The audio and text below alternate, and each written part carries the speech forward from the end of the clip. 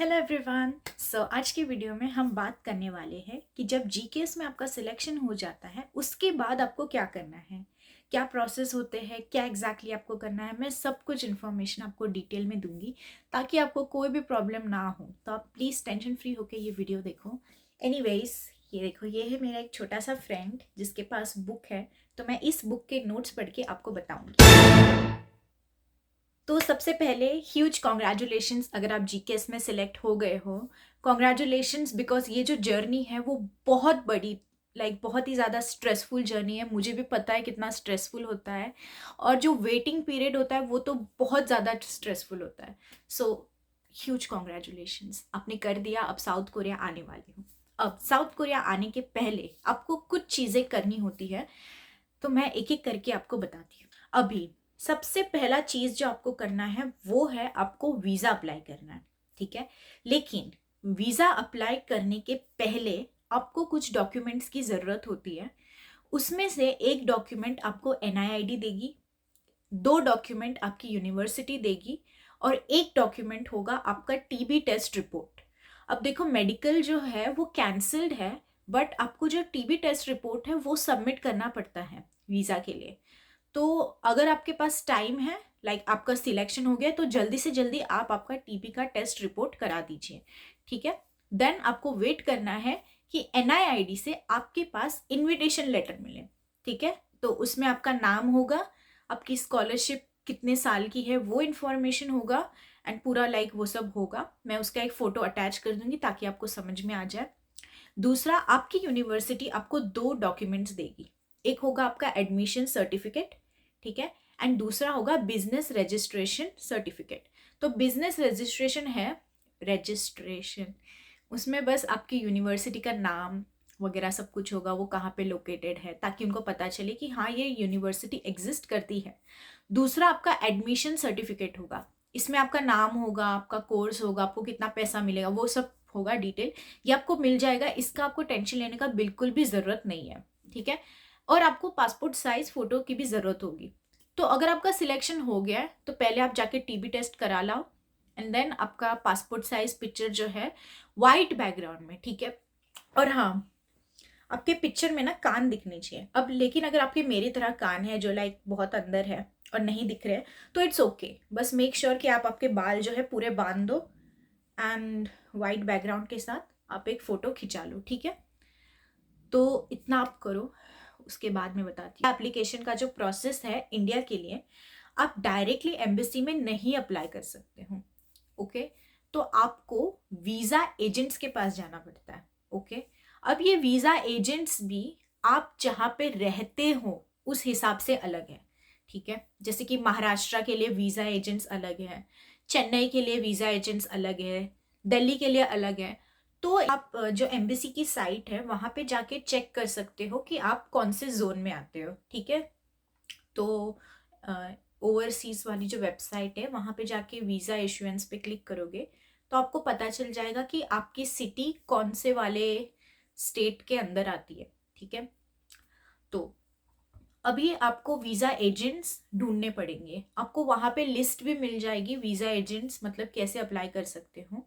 और अगर आपको डाउट आता है तो प्लीज़, आप जो वेबसाइट है वहाँ पे नंबर है, ठीक है, उस नंबर पे कांटेक्ट करो। लेकिन अगर आपको फिर भी डाउट आते कि कैसे करना है तो आप प्लीज़ मुझे कमेंट में बताना, मैं एक वीडियो बना दूंगी कि एग्जैक्टली आपको कैसे वीज़ा के लिए अप्लाई करना है, ठीक है। तो एक बार आपको पता चल गया कि आपका जो वीज़ा का कौन से स्टेट के अंदर आता है, उसके बाद आपको वीज़ा एजेंट्स को कांटेक्ट करना है। अभी देखो, हर एक वीज़ा एजेंट्स के जो डॉक्यूमेंट्स की रिक्वायरमेंट होती है ना वो अलग होती है, ठीक है। किसी को कुछ एक दो डॉक्यूमेंट्स ज़्यादा लगते हैं, किसी को कम लगते हैं। तो मैं मेरा बताती हूँ कि मैंने क्या क्या सबमिट किया था, एंड जनरली जो डॉक्यूमेंट्स होते हैं वो यही होते हैं। तो सबसे पहला होता है आपका वीज़ा एप्लीकेशन फॉर्म। ये एक ई फॉर्म होता है जो आपको visa.geo.kr के वेबसाइट से मिलता है। ये आपको फिलअप करना होता है। इसमें बस बेसिक इन्फॉर्मेशन होती है, आपका नाम, एज, कौन सी सिटी में जा रहे हो, ब्ला ब्ला, ठीक है। दूसरा होता है आपका कवर लेटर। कवर लेटर मतलब आप कोरिया क्यों जा रहे हो, आपका पर्पस क्या है, कितने दिन के लिए रहने वाले हो, क्या पढ़ने वाले हो, ये सारी चीज़ें, ठीक है। तो मैं एक बार इसका फॉर्मेट आपको यहाँ पे दे दूंगी कि कैसे लिखना होता है, ठीक है। उसके बाद आपका एक फ़ोटो होता है, ठीक है। देन ओरिजिनल पासपोर्ट देना होता है आपको, क्योंकि पासपोर्ट देख के ही आपको वीज़ा प्रोवाइड करेंगे। दूसरा, आपकी जो यूनिवर्सिटी आपको डॉक्यूमेंट्स देगी, admission certificate, business registration certificate. फिर NIID से आपको इनविटेशन लेटर मिलेगा, वो आपको सबमिट करना है। देन आपको TB सर्टिफिकेट आपका सबमिट करना है, ठीक है। देन जब आप GKS में सिलेक्ट हो जाओगे ना, आपको हमारी जो इंडियन एम्बेसी है, सॉरी जो कोरियन एम्बेसी इन इंडिया है, वो आपको एक ब्लू स्टिकर प्रोवाइड करेगी। तो ये ब्लू स्टिकर से उनको पता चल जाता है कि इनसे वीज़ा का जो फीस है वो नहीं लेना है, ठीक है।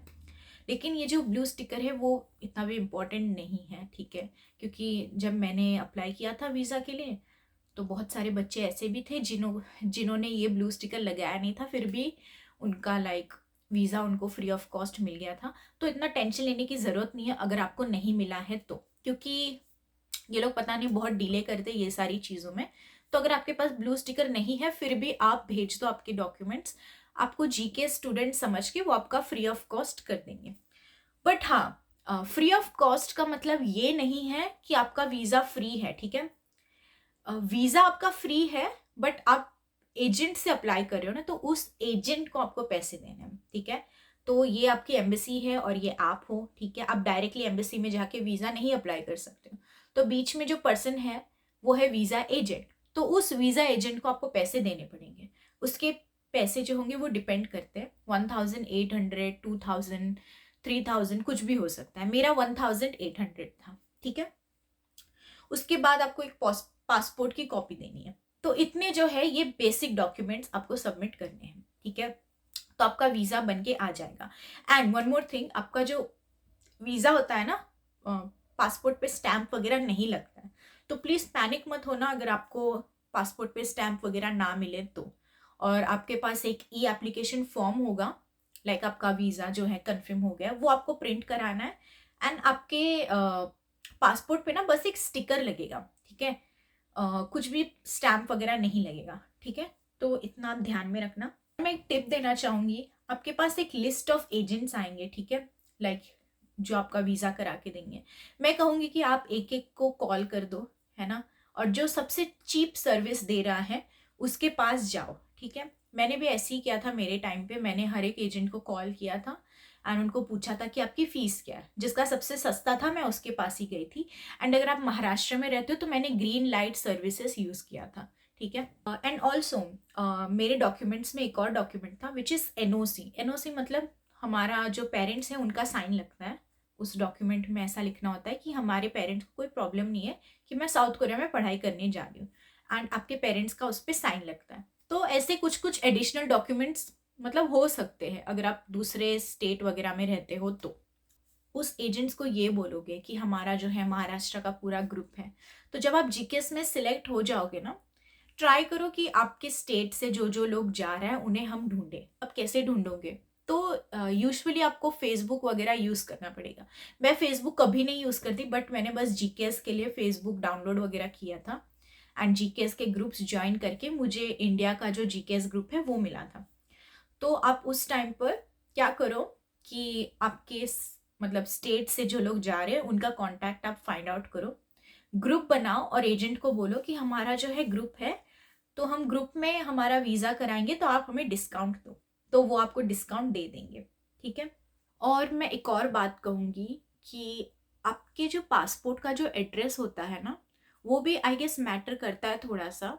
तो एक बार आप वीज़ा वाले जो है ना उनको कॉल करके पूछो कि सपोज़ आप रह रहे हो अभी महाराष्ट्र में, बट आपके पासपोर्ट पे चेन्नई का एड्रेस है, तो एग्जैक्टली मुझे कौन से स्टेट में अप्लाई करना पड़ेगा। तो ये क्वेश्चन आप वीज़ा एजेंट से पूछ लेना, ठीक है, ताकि कोई कन्फ्यूजन वगैरह ना हो। तो ये एक इम्पॉर्टेंट पॉइंट था बिकॉज ऐसे कुछ बच्चे थे जिन्होंने ये प्रॉब्लम फेस की थी। तो आप बस प्लीज़ उनसे बात वगैरह करके ये कंफर्म कर लेना कि मुझे एग्जैक्टली कहाँ पे अप्लाई करना है वीज़ा के लिए, ठीक है। तो ये सब था वीज़ा के लिए, ठीक है। तो मैं बता देती हूँ फिर से क्या करना है। आपको वेट करना है आपकी यूनिवर्सिटी एंड NIID का, ठीक है। मैं कहूँगी वेट मत करो, सबसे पहले आप जाके आपका TB टेस्ट रिपोर्ट करा के आ जाओ, आपका फ़ोटो खिंचा लो। देन आपकी यूनिवर्सिटी 2 डॉक्यूमेंट्स देगी, NIID 1 डॉक्यूमेंट देगी, ठीक है। ये सब हो जाएगा, उसके बाद आपका ई एप्लीकेशन फॉर्म भर दो, देन प्रिंट आउट वगैरह करा के आपका वीज़ा करा लो।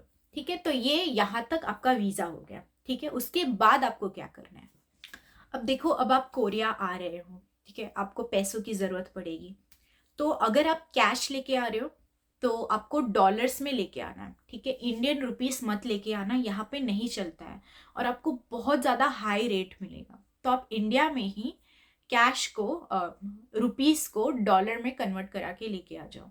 फिर जब अब आप कोरिया आ जाओगे तो आप डॉलर से ईजिली कोरियन वॉन में कन्वर्ट करा लोगे।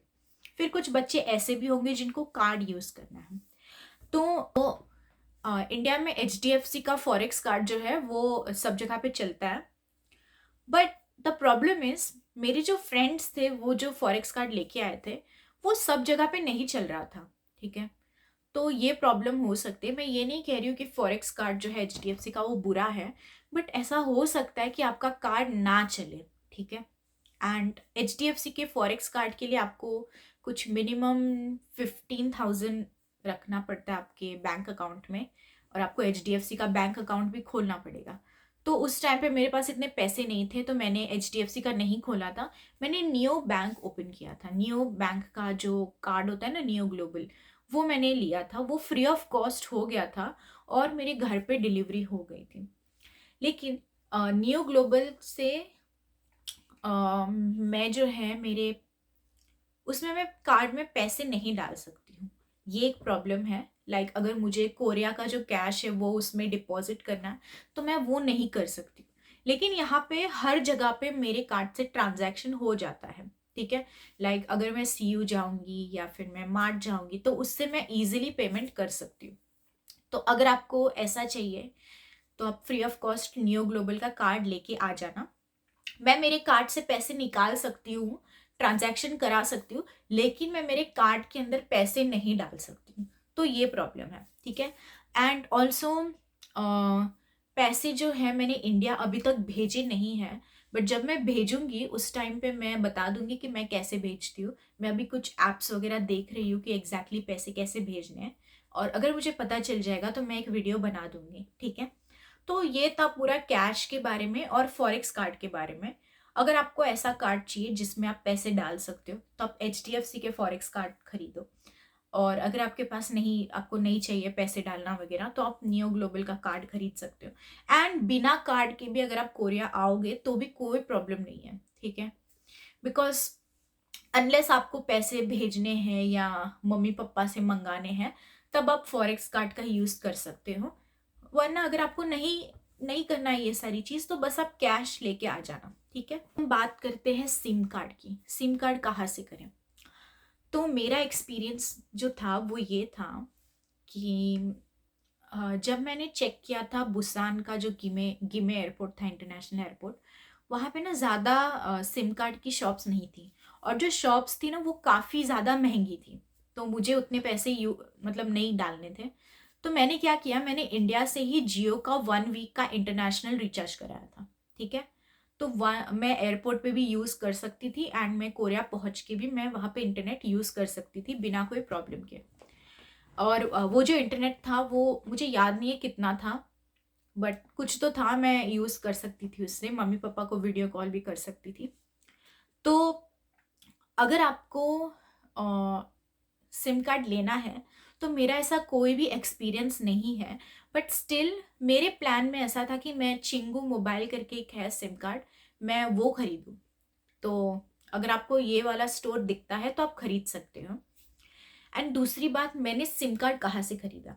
तो मेरी जो यूनिवर्सिटी थी दोमसो देहाक्यो, उसके बाजू में ही एक शॉप था जो सिम कार्ड सेल करता था। तो मेरे जो GKS के बाकी सारे फ्रेंड्स थे वो सभी ने वहीं से सिम कार्ड खरीदा था। एंड आई थिंक मुझे स्टार्टिंग के 3 मंथ्स, मेरे को ज़्यादा याद नहीं है, बट 3 मंथ्स जो था 20 और 25,000 कुछ तो था, उतना मैंने पे किया था, और मुझे अनलिमिटेड डेटा वगैरह मिला था उसमें। तो अगर मैं मेरा ओपिनियन दूँ सिम कार्ड के बारे में, तो सबसे पहले, अगर आपका जो फ्लाइट का जो टाइमिंग है, अगर आप रात को कोरिया लैंड करने वाले हो है ना, 3 बजे 4 बजे। तो मैं ये सजेस्ट करूंगी आप इंडिया से ही इंटरनेशनल रिचार्ज करा के आओ, क्योंकि एक नई कंट्री, आपको कुछ भी नहीं पता है, और अगर आप खो गए पहले ही दिन पे तो वो बहुत ज़्यादा बेकार एक्सपीरियंस होगा। तो आप इंटरनेशनल रिचार्ज करा के आओ, ठीक है। एंड दूसरा, अगर आप सुबह के टाइम पे आ रहे हो, ठीक है, और आपके वहाँ पे बहुत सारे लाइक सिम कार्ड के स्टोर्स वगैरह है, आपने पहले से ही देख रखा है, तो आप वो खरीदो। लेकिन अगर आपको अर्जेंट नहीं है, सिम कार्ड की ज़रूरत नहीं है, क्योंकि एयरपोर्ट पे वाईफाई होता है ना, तो सिम कार्ड वगैरह की ज़रूरत नहीं है, और आपकी यूनिवर्सिटी आपको आ रही है पिकअप करने के लिए, है ना, तो उस टाइम पे आपको सिम कार्ड वगैरह लेने की ज़रूरत नहीं है। एक बार जब आप यूनिवर्सिटी पहुंच जाओगे ना, उसके बाद आप बाकी इंटरनेशनल फ्रेंड्स को एक बार पूछ लेना कि आपने सिम कार्ड कहाँ से लिया, मुझे रेकमेंड करो। और अगर कोई भी नहीं बता रहा है, ठीक है, तो सिंपल आप नेवर मैप ओपन करना, उस पे सिम कार्ड स्टोर वगैरह सर्च करना, बहुत सारे शॉप्स हैं, आपको कोई ना कोई शॉप में जाके एक बेसिक सा सिम कार्ड मिल ही जाएगा, ठीक है। तो आप ये कर सकते हो, अगर आपको सिम कार्ड की इतनी ज़्यादा ज़रूरत नहीं है ना, तो आप ये कर सकते हो कि आप वेट करो, उसके बाद खरीद लो। वरना अगर आपको ऐसा है कि नहीं मैं नेट के बिना मर जाऊंगी, तो आप देख लेना कि एयरपोर्ट में मिल जाता है कि नहीं मिल जाता। तो आपका जो पहले जो 3 मंथ्स का जो सिम कार्ड होगा ना, वो फॉरेनर सिम कार्ड होगा।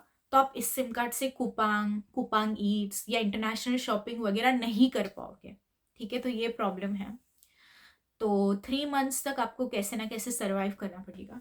मेरे हिसाब से ये अच्छा ही है, क्योंकि कुपांग ईट्स एक बार मेरे मोबाइल में आ गया ना, तो मैं लाइक स्टॉप ही नहीं हो पाती हूँ। मैं हमेशा सोचती हूँ कि मैं तो ऑर्डर कर लूँगी और कुपांग से कुछ कुछ मंगाती रहती हूँ। तो ये ध्यान में रखना कि 3 मंथ्स के लिए आप कुपांग ईट्स वगैरह ऑनलाइन जो ट्रांजैक्शन वाली चीज़ें हैं, है ना, खरीदने वाली चीज़ें हैं, वो आप नहीं कर पाओगे कोरिया में, ठीक है। 3 मंथ्स के बाद, और जब भी आपको एआरसी मिलता है ना, तो आपका सिम कार्ड जो है वो आपके एआरसी के साथ कनेक्ट हो जाएगा। उसके बाद आप कुछ भी मंगा वगा सकते हो, ठीक है। तो ये आपने जहाँ से सिम कार्ड खरीदा था, उस शॉप में जाके आप बस बोलना है कि मुझे मेरा एआरसी जो है वो कन्वर्ट क्या कनेक्ट कराना है, तो आपका कनेक्ट हो जाएगा। एंड देन आप ट्रांजैक्शंस डॉक्यूमेंट्स लाने हैं, ये भी क्वेश्चन होता है ना। तो यूजुअली जो हमारे पेरेंट्स के डॉक्यूमेंट हैं, like birth certificate, voter ID card हो गया पेरेंट्स का, या पेरेंट्स का पासपोर्ट हो गया, ये सारी चीज़ों की ज़रूरत नहीं है, ठीक है। मैं बोलूँगी ये पेरेंट्स का कुछ भी डॉक्यूमेंट आप मत लेके आओ।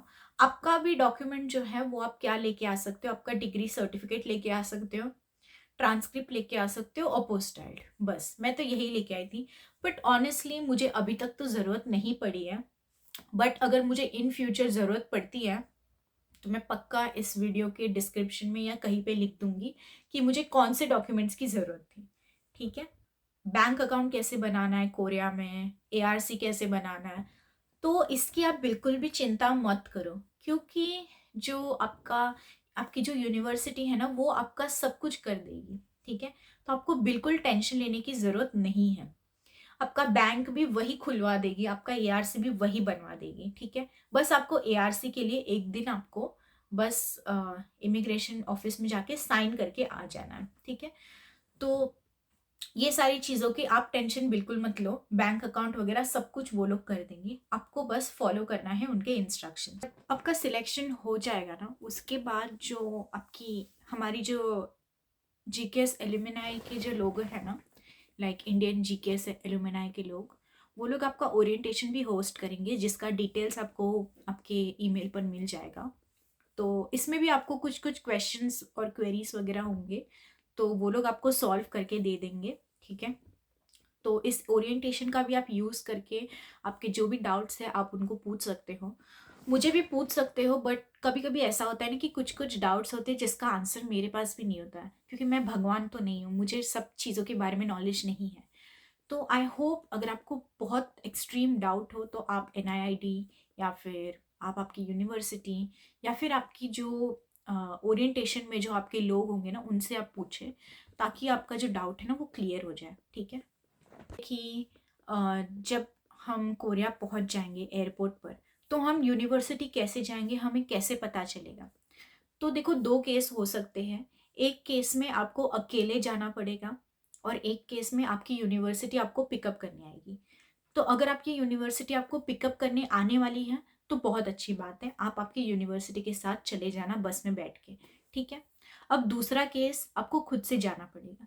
खुद से जाने के भी दो केस है, आपको सुबह जाना पड़ सकता है या फिर आपको रात को जाना पड़ सकता है, ठीक है। एकदम रात को 3-4 बजे आपकी फ्लाइट आएगी। तो अगर आपको यूनिवर्सिटी नहीं आ रही है, ठीक है, पिकअप करने, तो मैं सजेस्ट करूंगी आप 100% टैक्सी लेके जाओ, क्योंकि आपके पास इतना सारा सामान होगा, है ना। और आप एक नए कंट्री में आए हो और इतना सारा सामान लेके आप कैसे जाओगे, है ना। तो बेस्ट है कि आप टैक्सी करो, ठीक है। और अगर आपके साथ आपको कोई जीकेएस का और भी स्टूडेंट दिख रहा है तो आप उसको बोलो कि हम आधा आधा पैसा देके टैक्सी में चले जाते हैं, क्योंकि मैं 100% रिकमेंड करूंगी टैक्सी से जाओ। जितना भी पैसा होता है आप टैक्सी से जाना, क्योंकि अगर आप घूम गए कहीं पे तो आपको बहुत ही ज़्यादा लोनली एंड बहुत ज़्यादा डर लगेगा, क्योंकि एक नई कंट्री है। और अगर आपको कोरियन बोलने नहीं आता है तो आप बहुत ज़्यादा डर जाओगे। कोरियन बोलने आता भी है तो भी डर जाओगे, क्योंकि आपको सब कुछ चीज़ें नई नई लगेगी, है ना। तो मैं 100% रिकमेंड करूंगी प्लीज़ आप टैक्सी से जाना, ताकि आप घूम ना जाओ इधर उधर, ठीक है। तो ये सब था जो आपको बेसिक इन्फॉर्मेशन चाहिए आपको कोरिया आने से पहले। आपका वीज़ा हो गया, आपका अ, क्या बोलते हैं, हेल्थ का जो है, बस आपको टीबी सर्टिफिकेट लेना है, बाकी आपको मेडिकल नहीं कराना है। देन आपका फॉरेक्स कार्ड का हो गया, देन आपका कैश का हो गया। एंड मैं सजेस्ट करूंगी कि आप कुछ कैश तो लेके आइए, ठीक है।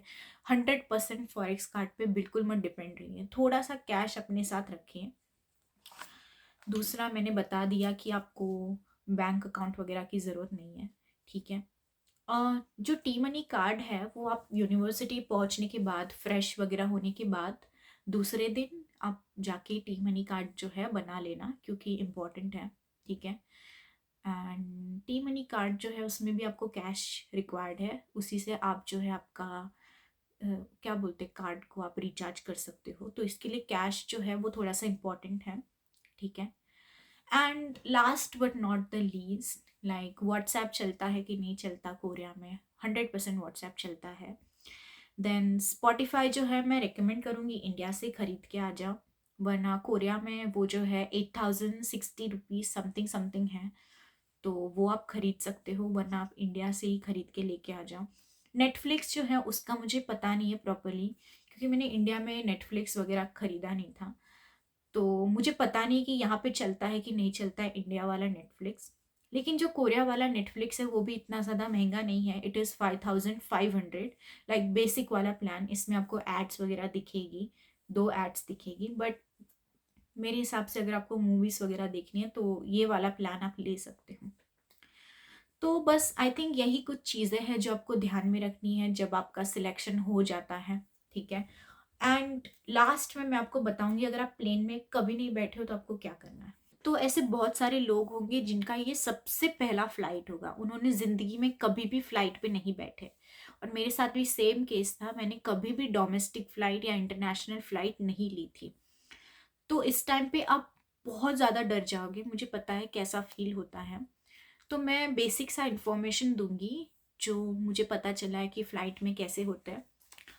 तो सबसे पहले आपका जो लगेज होता है ना, तो उसमें जो आपका चेक इन बैग होता है, ठीक है, जो बैग आपके पास नहीं रहेगा, ठीक है, उस बैग में आपको इलेक्ट्रॉनिक्स नहीं डालने हैं, ठीक है। तो ये बात आप ध्यान में रखना।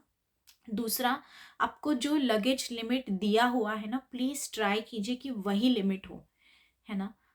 मतलब ऐसे एक्सेप्शंस होते हैं कि कभी कभी वो लोग स्टूडेंट है करके ले लेते हैं, लेकिन अगर आपको उन्होंने मना कर दिया कि आप नहीं लेके जा सकते हो ये सामान, तो आपका प्रॉब्लम हो जाएगा, वहीं पे आपको खोल के फिर सारा सामान निकालना पड़ेगा। तो ये सारी चीज़ें आप मत करो, एयरपोर्ट पे स्ट्रेस फ्री रहो, ठीक है। तो जितना आपको वेट लिमिट बोला है उतना ही वेट लिमिट रखना। दूसरा, अगर आपके 2 बैग होते हैं, ठीक है, एक होता है चेक इन बैग, एक होता है कैरी ऑन बैग, ठीक है। तो चेक इन बैग आपको दे देना होता है, ठीक है। उसके बाद जो आपका कैरी ऑन बैग होता है वो आपको आपके साथ में प्लेन में रखना होता है, ठीक है। तो उस बैग में इलेक्ट्रॉनिक्स जो है, जब आप आपका सिक्योरिटी चेकअप के लिए जाओगे तो वो इलेक्ट्रॉनिक्स को आपको निकालना है, ठीक है। एंड ट्रे में रखना है एंड आपका पूरा बॉडी वगैरह चेकअप होगा, ठीक है। एंड अगर आपको विंडो सीट चाहिए तो आप एक बार उनसे पूछ लेना कि क्या विंडो सीट अवेलेबल है। अगर वो बोले हाँ अवेलेबल है तो आप चेंज करा लेना, नहीं है अवेलेबल तो फिर अब आप बैठ जाना जहाँ पे भी आपको जगह मिलेगी, ठीक है। पहली बार आप प्लेन में जाओगे तो आपको बहुत नर्वसनेस भी फील होगी, और मुझे बहुत ज़्यादा उल्टी जैसा हो रहा था, पता नहीं क्यों, क्योंकि मुझे मोशन सिकनेस पहले से ही है। तो मे बी आपको भी हो सकता है, तो आप दवाई पहले से ही पी के आ जाना, ठीक है। एंड यस, बस वही सारी चीज़ें हैं। एयरपोर्ट में मेन आपका पासपोर्ट, आपके पैसे हमेशा आपके पास रखना, ठीक है, वो कहीं भी खोना नहीं चाहिए। एंड एयर पासपोर्ट बहुत ज़्यादा मेन है, पासपोर्ट घूम जाएगा ना तो सब कुछ प्रॉब्लम हो जाएगा, तो पासपोर्ट आपका मेन है, ठीक है। तो बेसिक सा अगर आपको वीडियो चाहिए कि एयरपोर्ट पे एग्जैक्टली क्या करना होता है तो मैं वीडियो बना दूंगी, बट यूट्यूब पे भी बहुत सारे वीडियोस अवेलेबल हैं जो आपको प्रॉपरली एक्सप्लेन करते हैं, ठीक है। और एक और इन्फॉर्मेशन, लाइक जीकेएस जो है, लाइक मैंने सुना था ऐसा कि डोमेस्टिक का जो फ्लाइट होता है, मतलब फॉर एग्जांपल आप रहते हो चेन्नई में और आपकी जो फ्लाइट है वो है दिल्ली से, तो चेन्नई से दिल्ली जाने का जो खर्चा है वो जीकेएस आपका नहीं लेगी। बट ऐसा नहीं है, बिकॉज जीकेएस ये वाला डोमेस्टिक वाला भी खर्चा आपका लेगी, ठीक है। क्योंकि मेरी जो फ्रेंड थी वो दिल्ली से उसका फ्लाइट था और वो मुंबई से थी, तो मुंबई से दिल्ली जाने का फ्लाइट उसका यूनिवर्सिटी ने पे किया था।